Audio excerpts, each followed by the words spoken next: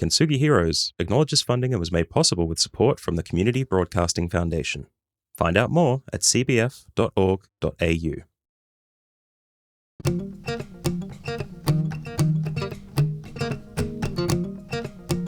Welcome back to Kintsugi Heroes, helping people tell the stories they need to share so you can find the stories that you need to hear. In this episode, John Millam is joined by Asher Packman. Asher's journey is a powerful testament to resilience and transformation. Diagnosed with blood cancer and facing immense grief, he turned to unconventional methods like the Wim Hof Method and HeartMath to find healing. His problems didn't stop his growth. Instead, they allowed him to delve deep into personal development. Asher has moved from corporate life to guiding men through meditation and embracing their true selves. Stay tuned as he shares how he turned trauma into a journey of self-discovery and healing. Enjoy this one with Asher Packman.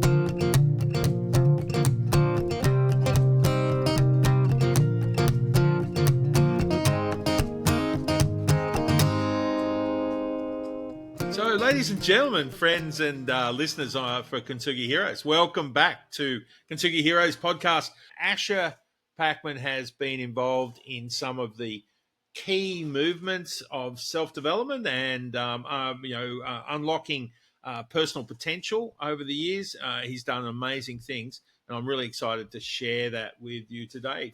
Thank you so much for joining us, Asher, on Kintsugi Heroes Stories That Matter. Hey, it's a pleasure to be here, John. Thanks so much for inviting me in.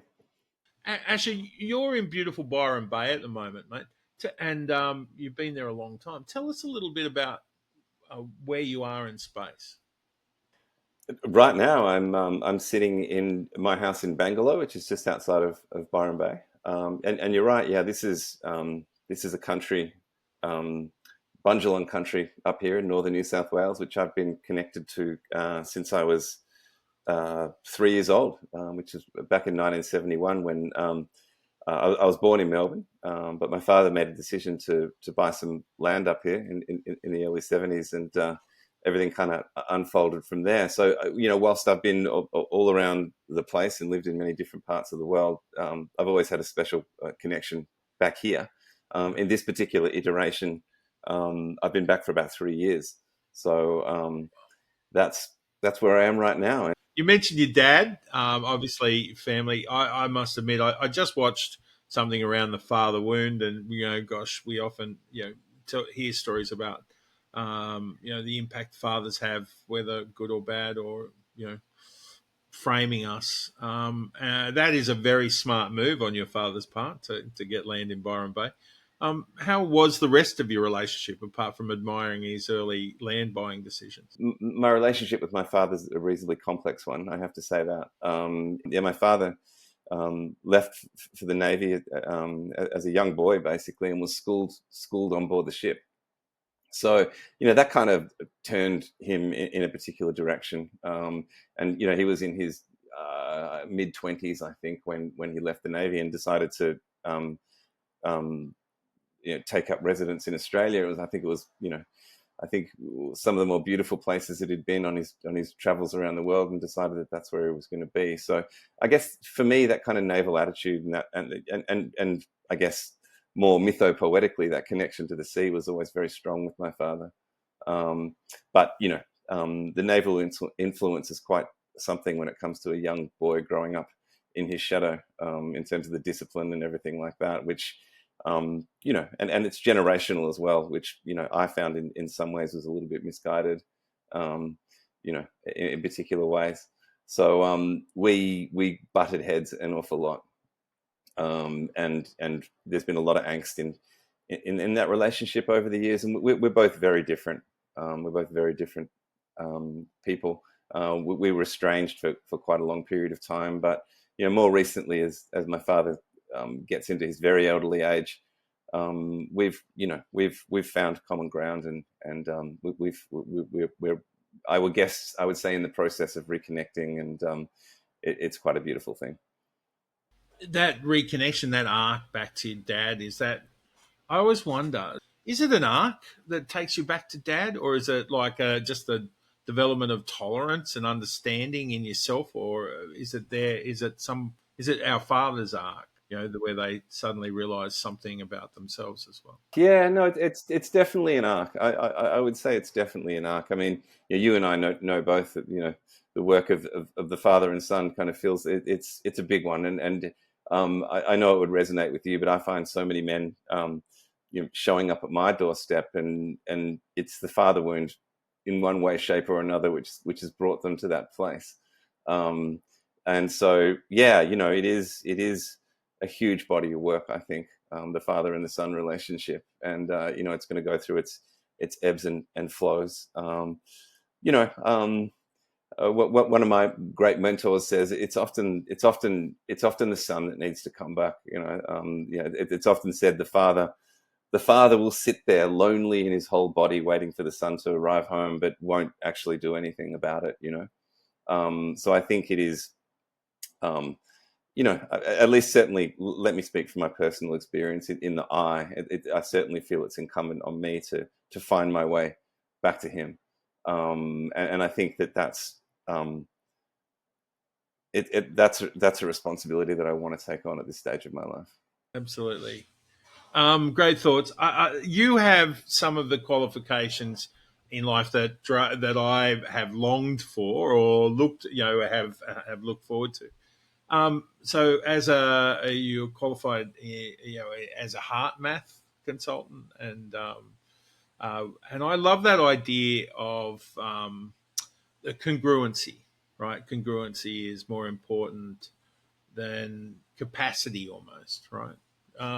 Not to mention, many other qualifications over the years. How did you get to be someone who embraced taking on these kind of therapies and developments and say, this is the path I'm on? Yeah, it's a good question. I tend to, I'm a very curious person.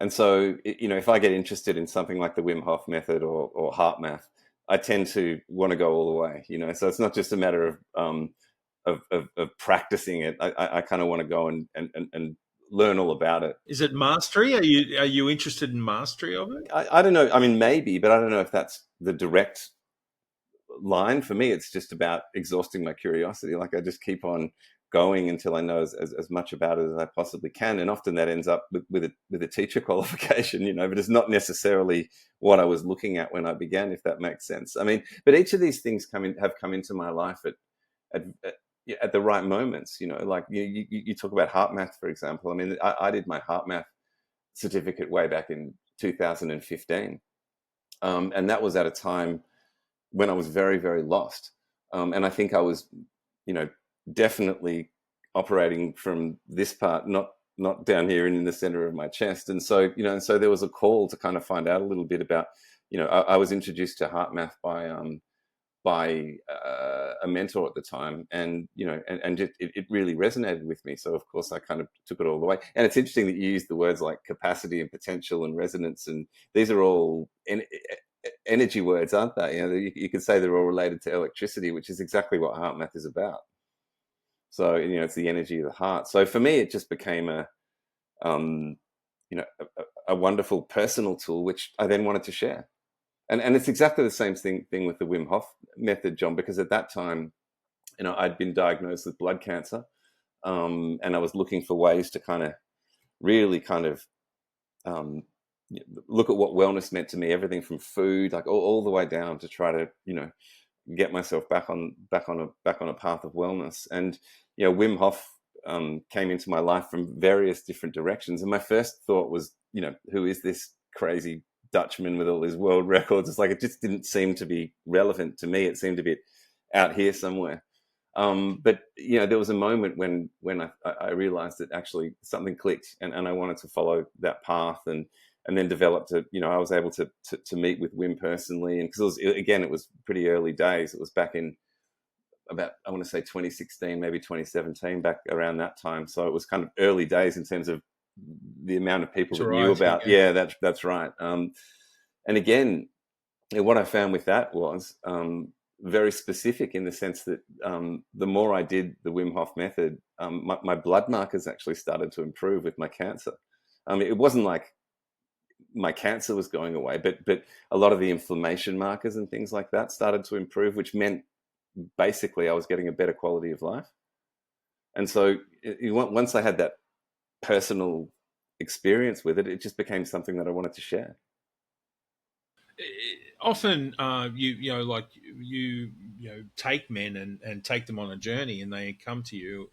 Often, you find when you talk to men who are at that moment of whether it's dissatisfaction, distress, or whatever going on, it's manifesting physically. Do you think your issues with cancer and your body stuff do you think was that a universal checkpoint, or was it just something that was just happens? Things just happen to us. It's not our fault. Yeah. It's a really good question, John. Maybe I'll deliver the answer by way of a little story, given we're talking about stories here. We started talking about my father, and it's true to say that I did have a difficult relationship with my father. And I think that as a very young kid, and I'm talking, under 10 years old, maybe 5 years old, I think I developed a story of protection, that I needed to be a protector, particularly for my sister and my mother. And that's just how it was for me. And I think over the years, that story of protection sort of grew and grew and grew to the point where it became distorted, and it twisted itself into overprotection. And so how that looked as I got into my teenage years was that, let's say in relationships with girlfriends, I was overprotective, which looked like jealousy, which looked like, trying to wrap my arms and not giving them the freedom to be who they wanted to be. But for me, it felt in my body like I was doing the honorable thing by them, but what I was actually doing was suffocating them. And so they would leave, and I would be upset and wouldn't understand why. And this was this story of overprotection playing out and playing out and playing out. And so the thing was, and I'm extrapolating very, very fast through my life. And my sister and my mother have now both passed away, and both of them did so through their own volition, by their own hand. But it just meant that story of overprotect, like I kind of failed, right? That was my version of the story that was playing out inside this sort of self-limiting story, right? But the thing is, not long after my mother died, I was diagnosed with blood cancer, and the part of the type of blood cancer I have is an overproliferation of the platelets. I make too many platelets. Now, what do the platelets do in the body? They protect your system. Wow. Yeah. So that's my answer to your question. It's so it's like the language, like a language of HeartMath. I have butterflies, and I have a broken heart, or or I learnt it by heart. Yeah, I learnt it by heart. Absolutely.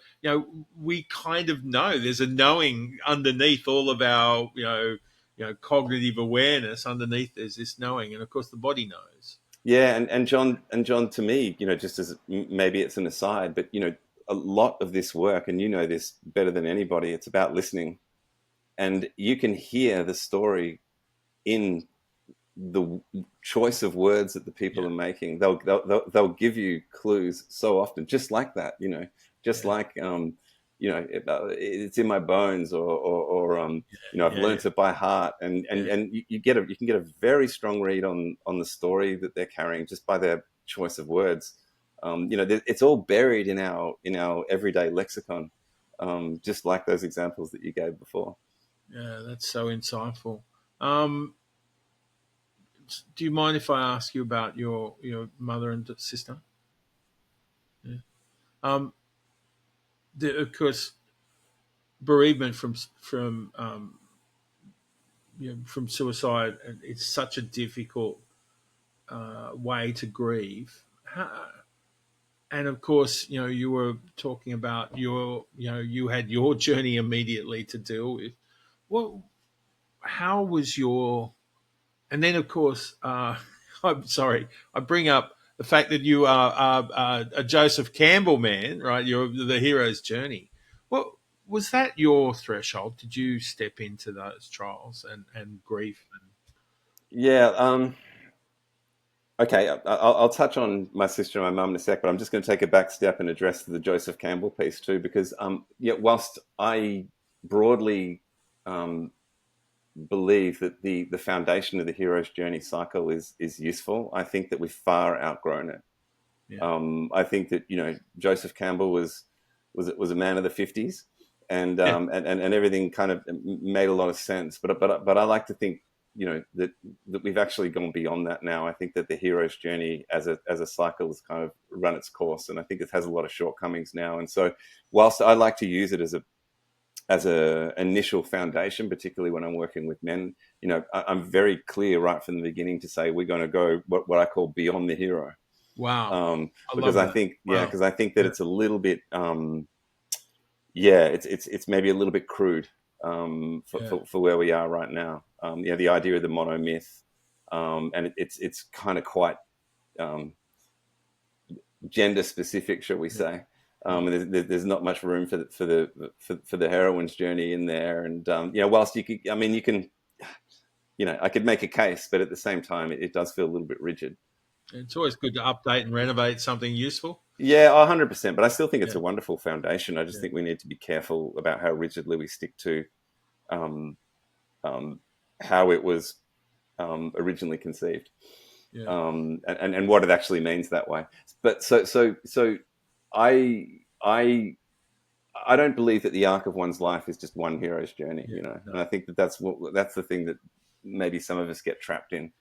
Yeah, I like to combine it with spiral dynamics. Oh well, that's actually a nice way of piecing it all together. But it's wheels within wheels within wheels, and I could say that the arc of my life is one hero's journey. Sure, I could describe it that way for sure. But I could also describe it. I could describe maybe I've had many lives, and that's all part of one hero's journey. But I could also come in the other way to the point where I could say every breath, every step I take is a hero's journey. And if you break down the various stages of the hero's journey, you can actually fit it into breathing. Yeah. An inhale, a suspension, an exhale, and all the thresholds that you cross. It's actually all in there quite neatly.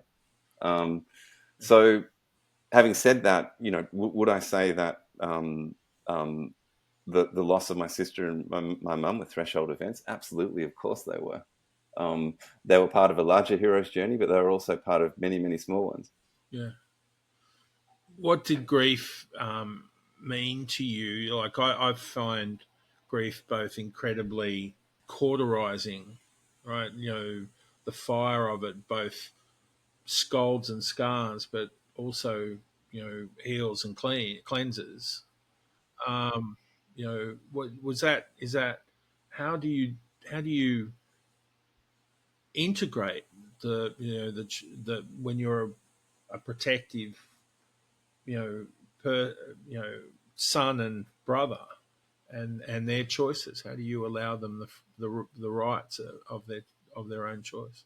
Um, well, I think there's two things there. I mean, firstly, with the grief, I think what you're saying there. I found it hard to get into my own grief, and I think that was part of my story. I had a pretty thick armor, and I wasn't really allowing much into my heart for a very long time for many reasons, But I don't think that's uncommon for the journey of a man. And A lot of masculine. yeah, like I think intimacy and connection to our emotions.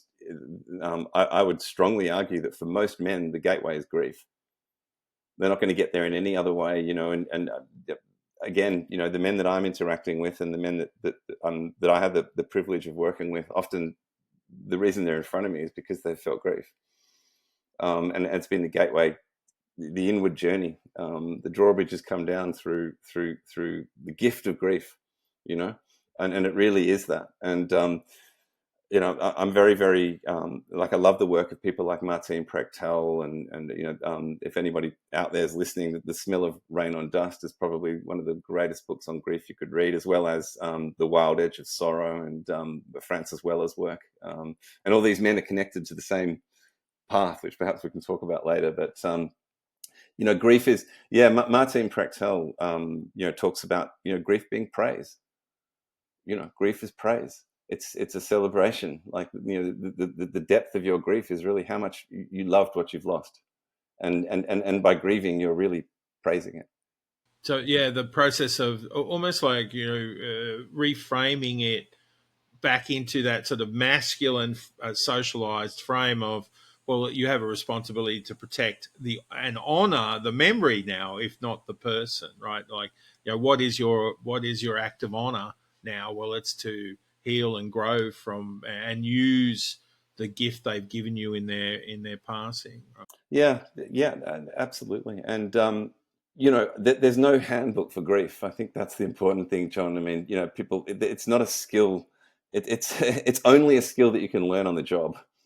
You can't prepare yourself in any way, and it's going to be different for every single person. And I've had many men say to me, there's a certain sense of shame because I didn't cry or something like that. And it's like everyone does grief differently, and so you've just got to open yourself to whatever comes. I think that's the way it is, and not expect it to be a certain way, or to last a certain amount of time, or all these different kind of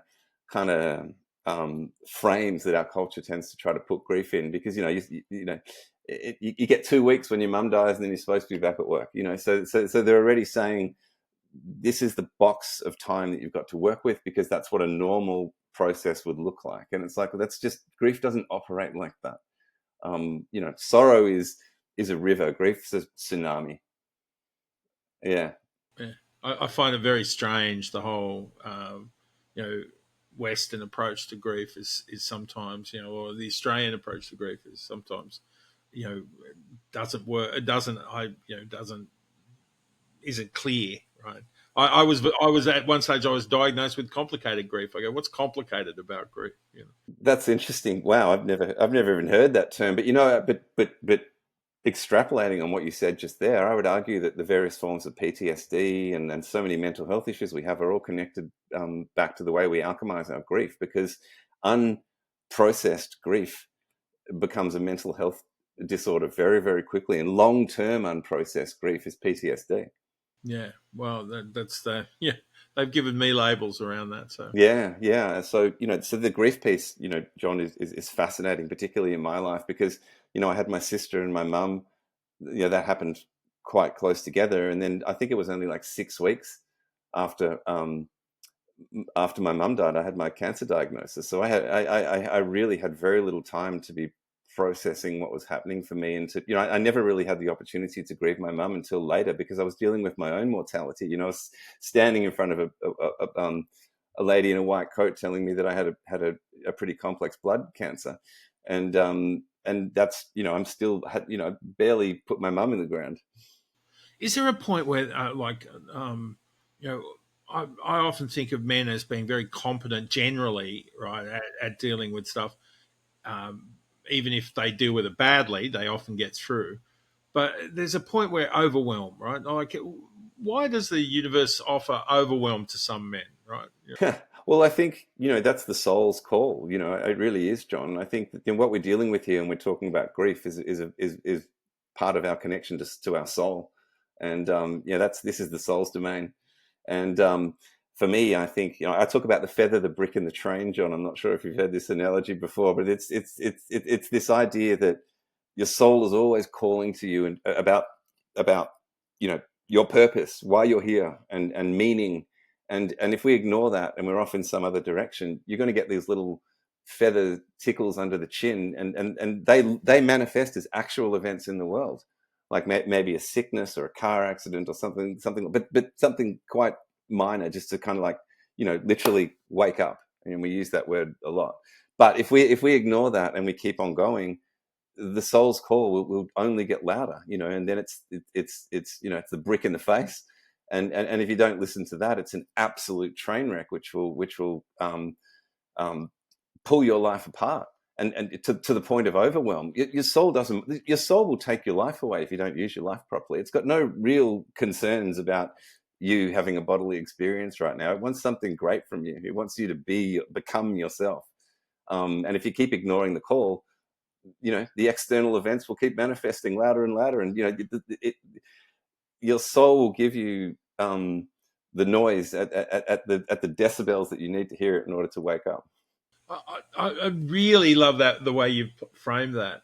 So we know that, we see it over and over again. Now, the life demonstrates, puts on little tableaus for us to learn, and I so we see examples of what we should be practicing and what we should be doing. Um, how do you find, how do you develop the discipline of awareness, of self-reflection, of noticing those examples in life? I think this is where these practices come in. I think that, as it's exactly what I said before, I think you've just got to find time in your day to actually build that muscle. And that doesn't mean getting up an hour earlier and doing an hour of meditation and having sort of 15 things that you do before you get your day doing. It can be much smaller than that. And actually, HeartMath teaches you that. Like I have little practices that I can do when the lights go red. Like I've got a little photo, a little passport size photo of my son on my rearview mirror, and when the lights turn red, I just look at that boy and just think about how much I love him, and just until my heart's just phew, and then the lights turn green and I drive off. And that's you do that 3 or 4 times a day, and that starts to build that muscle of awareness. So you start to be able to respond to life rather than react to it, and that discernment starts to kind of you start to build that in. But you got to, it's I think the word discipline probably has a bad rap. I like to use other words, even though discipline is the correct word etymologically. I think it's kind of been warped a little bit. It sounds like self-flagellation, and you must. Even the word should, John. Even the word should. I find that a tricky one to deal with. I think these things up here, they're not shoulders, they're shoulders. And every time somebody shoulds Carry me, the burden of it. yeah, every time I should myself or somebody shoulds me, Yeah. I kind of like, they become Yeah. a weight on my shoulders. But I guess what I'm saying is, I think we should think about the word discipline as more like fidelity or right relationship, something like that, because that's what it is. You have a relationship with meditation, you have a relationship with journaling, and it just means that if you don't show up on the mat one day, or you don't find a couple of minutes to meditate, you've got to think about it as, what does that mean for the relationship? It's not a question of I had a shit day, or I'm not worthy now because I didn't turn up to the gym or whatever. It's different. It's a relationship. I love that. I like to think of, I like to give it a stoic lens discipline, right? So, which is about my journey from I to thou, right? Like moving away from ego to other, right? And so, like, discipline isn't necessarily, I'm not doing it to, demonstrate how powerful I am or how restrained I am. I'm doing it because it allows me to take up the best space in the world and to serve the most number of people. 100. That's it, man. I like the way you've put that. Like the move from I to thou. I think that's great. I mean, Rumi said, "Angels only shine after they achieve discipline."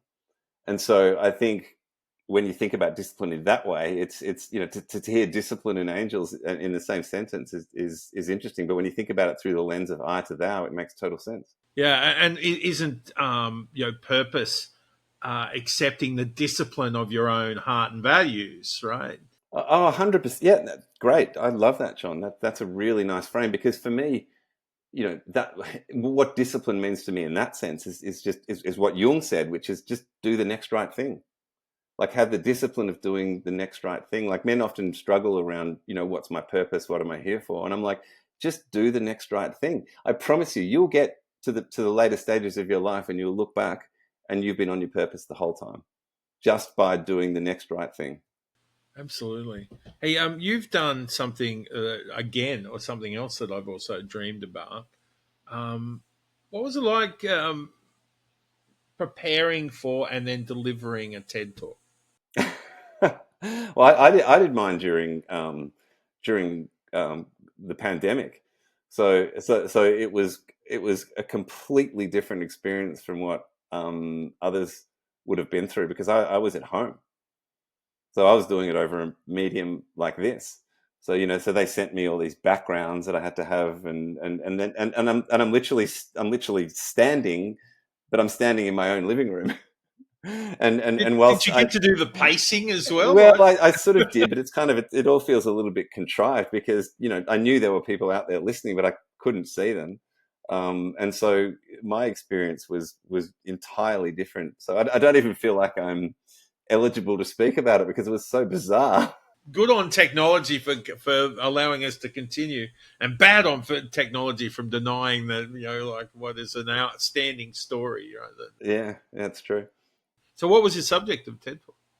I was talking about conscious descent. I was talking about, you might have heard of the Greek term of katabasis, and the actual, the opportunity that presents when you move in that downward direction, like into the shit, into the dirt of your own life, and how, we kind of, how everything in our culture is about up and out, Which is rather than, apotheosis, right? Which yeah, is, yeah. Well, rather than sort of in and down, which is where the wisdom is. Wisdom is in the dirt, and I think, for me, I just think, like, we talk about growing up, and that seems to be the trajectory of our life. When, I think there's something to be said about growing down.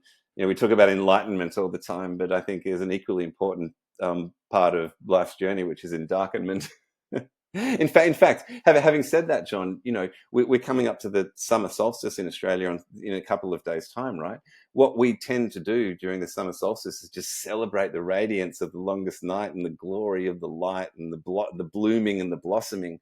What we forget is, at that exact moment, the god of darkness is just beginning his walk back towards us, and we have to acknowledge that as well. But we tend to get caught up in ascension and expansion. The economy's got to go up, everything's got to go up, progression. We call ourselves progressives, and if we're talking about Greek mythology, John, it would be Prometheus, which means, essentially foresight.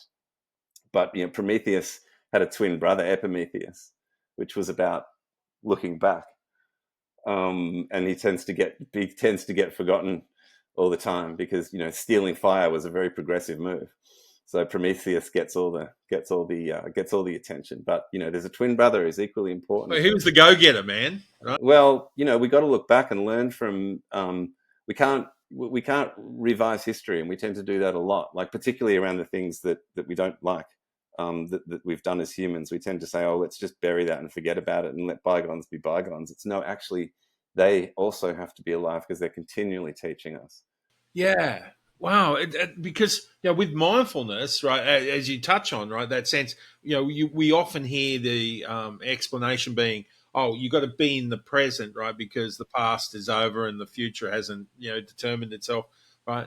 And of course, I go, well, actually, my thought is, well, if you're in the present, you're actually, not living properly, because the future must be planned and the past must be referred to, right? So you have to have a reference to those states.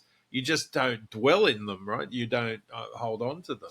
Well, we're also making the premise there that time is linear, Exactly. Yeah. which So parallel, I can do all three. yeah, and maybe the past is in front of us. It's interesting. I do a lot of work around the wisdom of death as a teacher, which is also that downward movement into the ashes and into the dirt. And there's a lovely Irish saying that says, death happens in the middle of a long life, and that's actually true.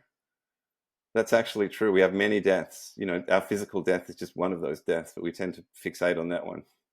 I think that everything in life is a tension of opposites. That life is the arc that we travel as we dance in the tension of the opposite things. Like, if you look about right now, if you think about what's happening in our culture, it's left, right, Democrat, Republic, black, white. Like it's all, there's all these tensions, even between grief and joy, and all of this stuff, right? And our ability to be able to dance in that tension literally determines the arc of our life.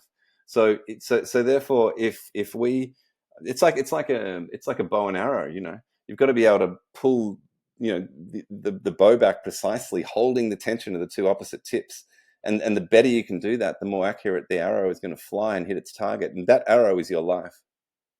But what's interesting is the more you pull those tensions back, the opposites, what happens? They start getting closer together. So if I'm holding the tension of say birth and death on Christmas Day, and I can really hold it, well, suddenly they don't look too far apart, and it's an entrance and an exit through the same portal, which is why young children and older people tend to have conversations that we don't quite understand, because one's just come and one's just about to go through the same portal, right? They're very, very close together. So that's just an interesting way of thinking about it for me. And I don't, and what I've learned very clearly is that death and life are not opposites. Death and birth and death are the things that are in opposition to each other at either end, and life contains both, and therefore it becomes the tension point of how well you can dance between birth and death. Absolutely. It's like, you hear about people say, work-life balance, right? But, that's not, life is the big picture, right? So work doesn't balance with life. It's not. No, work is a part of life, and if you enjoy what you're doing, it's not work anyway, as we the old trope would say. But I always, it's interesting that you bring that up, because I always found that such an interesting phrase, work-life balance, as those two, as if one is separate from the other. Absolutely, yeah. It's interesting because you mentioned your corporate work. You had a rich corporate world, right? So,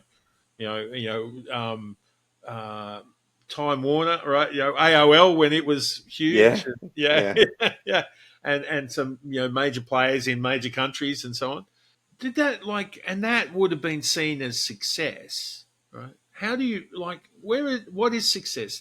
Are you successful now? Do you see yourself as successful? Well, I think, what is success? I mean, geez, we could do a whole conversation on that. I think, I think it's something around, just becoming yourself. This journey to become yourself. And I think, for me, yeah, sort of from an external frame, my corporate life would have been seen as successful. It certainly didn't feel like it to me on the inside. I enjoyed those times. I had some wonderful times. I met some wonderful people, but I always felt a little bit like I was, shoveling it uphill. There was something inside. There was a kind of gnawing in my gut, which was saying that this wasn't me, that this wasn't the life I was supposed to be living. But then, um, the money's there, the rewards are there, and then you've got the validation of people saying, "Oh, you've got the best job," and you're traveling around the world, and you think, "Oh, I must be happy because externally everything's telling me that I should be." And there's that word "should" again.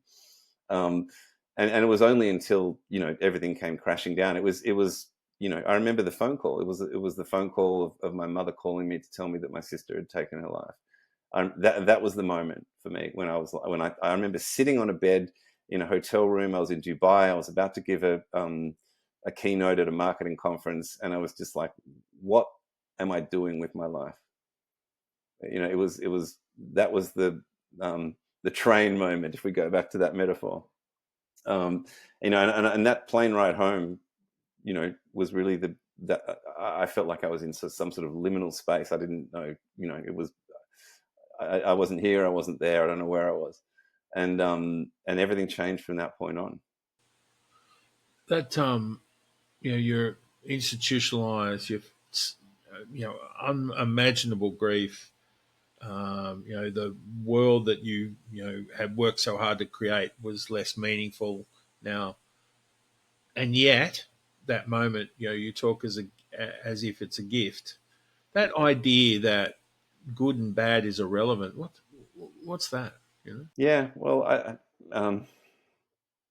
yeah, they're just labels. I think it's the egoic mind. Let me see if I can find my take on that for you. So, if you decide that an experience that's happened is bad, that's essentially, or good, quite frankly. That's you.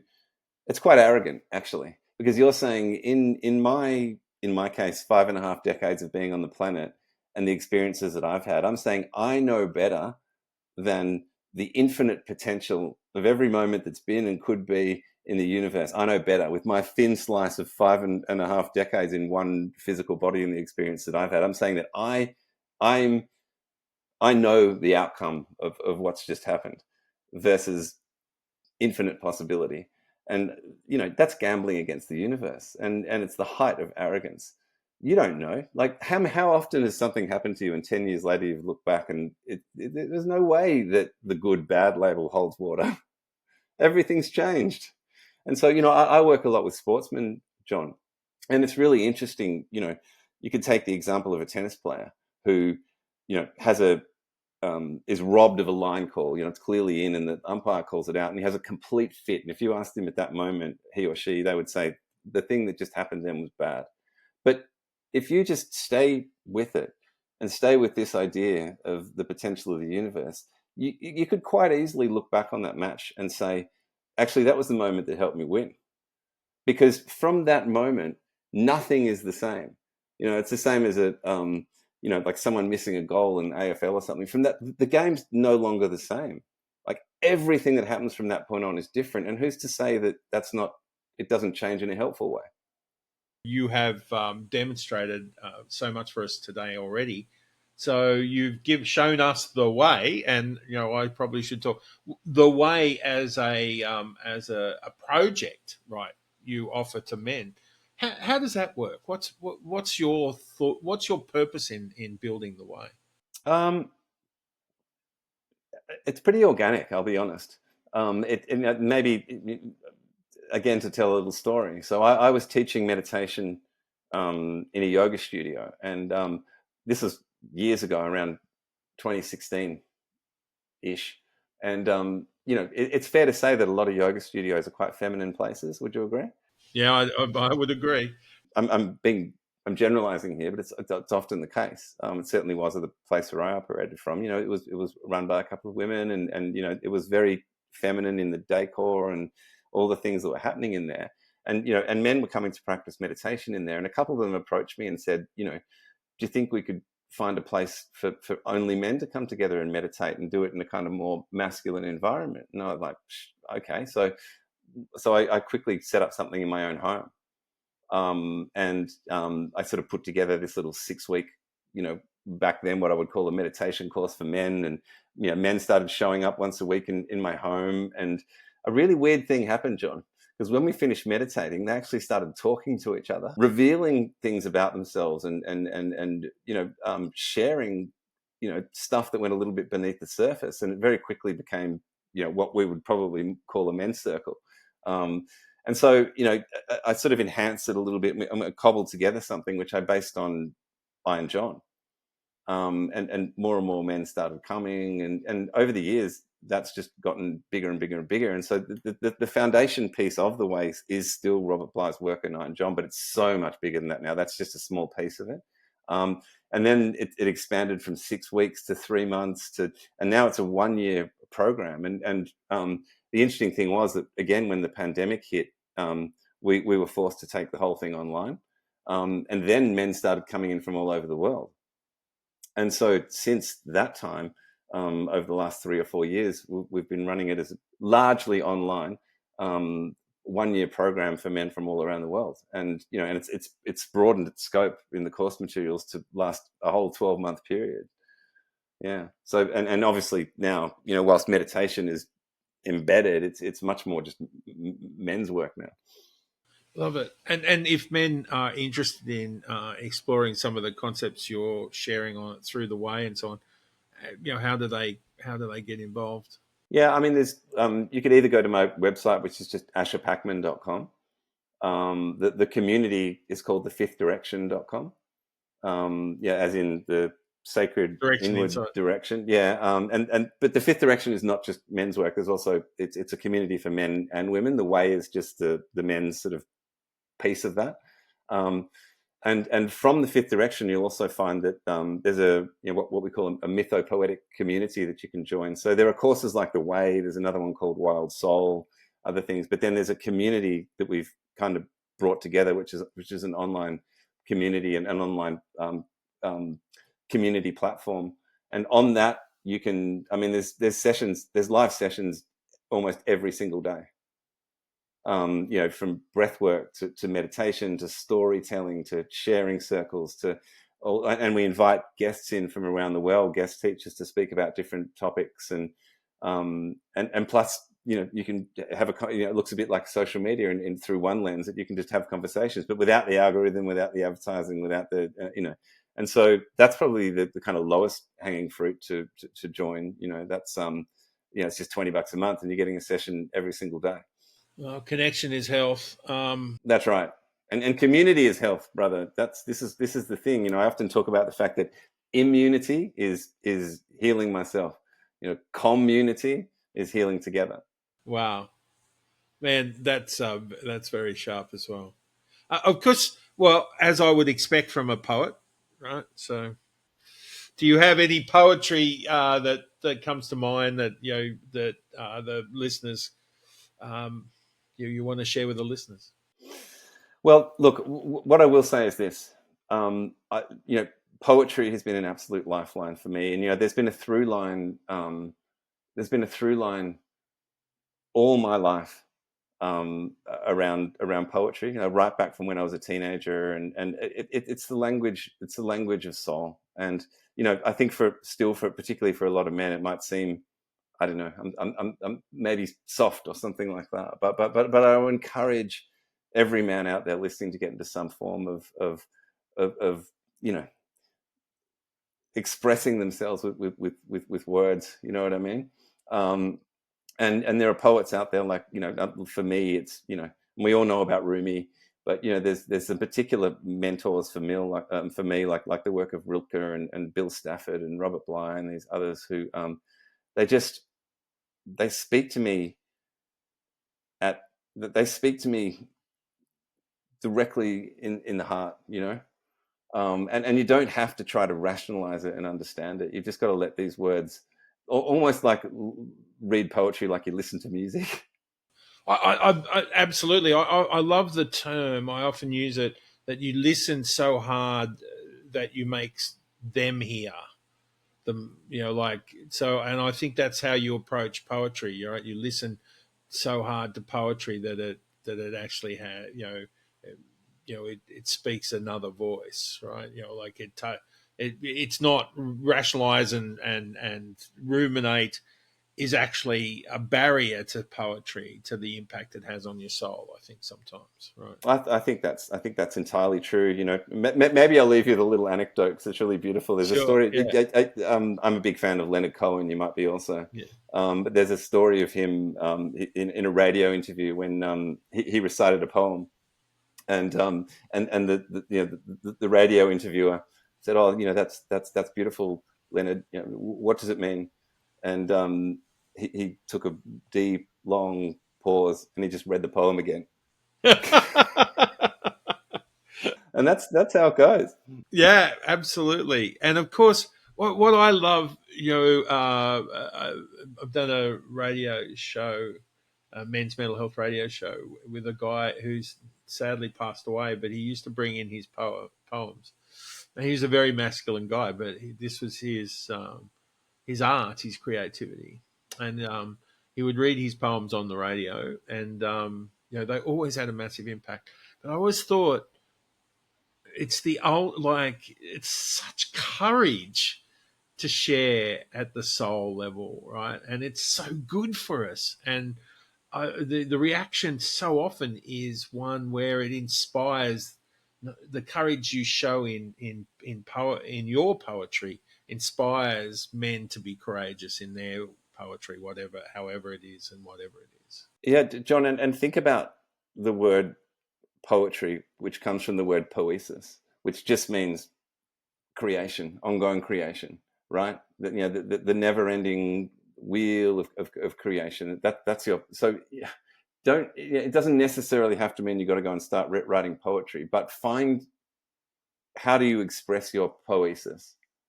And that could be anything. It could be, ice sculpture. Could be crochet. It could be anything. But Sandcastles, whatever you want it to be. Cooking, eating. Yeah. And just do it. You're absolutely right. It is that easy, and you can do it. I'm so grateful you've helped me understand a little bit more about that idea today. Yeah. Brilliant stuff. It's been an absolute privilege and heaps of fun and learning to chat with you today, Asher. Thank you so much, my friend. Thanks, John. Thanks for having me.